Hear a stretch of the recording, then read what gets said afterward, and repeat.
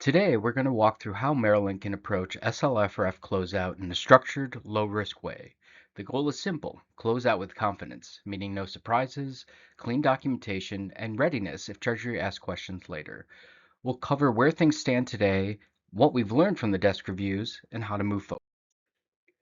Maryland received $3.7 billion in SLFRF funding, distributed across 29 implementing agencies and hundreds of projects.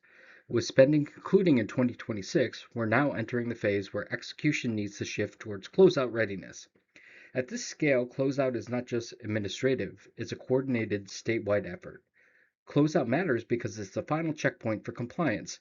It ensures that documentation is complete, expenditures are defensible, and records are maintained in case Treasury follows up, even years later. A clean closeout reduces risk, avoids audit findings, and protects the state's reputation. This slide shows the full cycle of SLFRF. Key dates to highlight. Obligation deadline was December 31st, 2024. Spending concludes December 31st, 2026, and the final reporting is due April 30th, 2027. We are now in a critical transition period, moving from implementation into preparation for closeout. The agencies that start early will be in the strongest position. One of the biggest risks we see is agencies waiting too long.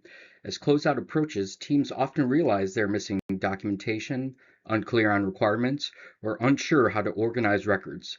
Starting now allows agencies to address gaps proactively rather than reaching out under time pressure. The good news is Maryland is not starting from scratch. The desk review process has already provided a strong foundation, highlighting strengths, risks, and areas that need attention. Closeout builds on this work, and it doesn't duplicate it. Desk reviews identified key areas like eligibility, documentation quality, subrecipient oversight, and internal controls. Closeout shifts the focus from identification to resolution. It's about confirming issues have been addressed, reconciling financial and performance data, and preparing agencies for final submission. To date, 23 desk reviews have been completed, with 6 remaining. This gives Maryland a strong baseline view across agencies. The opportunity now is to use that insight to prioritize support and drive consistency across the portfolio. Across agencies, several common themes have emerged: gaps in documentation, expenditures that need review, insufficient or inconsistent policies, reporting accuracy issues, and lack of centralized records. These are exactly the types of issues that, if unresolved, can create challenges during closeout. Closeout readiness ultimately comes down to how well agencies have addressed these issues. Some agencies will be well positioned, while others may need structured support. The goal is to bring everyone to a consistent level of readiness. There are 5 components to a successful closeout: organizing and finalizing the project file, reconciling financial data with Treasury reporting, confirming eligibility and compliance, completing subrecipient closeout, and certifying and archiving records.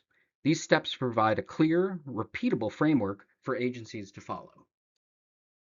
We think about closeout in 3 phases. Now, through the end of 2026, we prepare and resolve any issues. In 2026 through early 2027, we finalize any expenditure reconciliation. And then, leading up to April 2027, we finalize the reporting and administrative closeout. The key is to shift effort forward so that the final phase is smooth and not reactive. We will be reaching out to agencies individually to start this process, and thank you, and we look forward to working with you.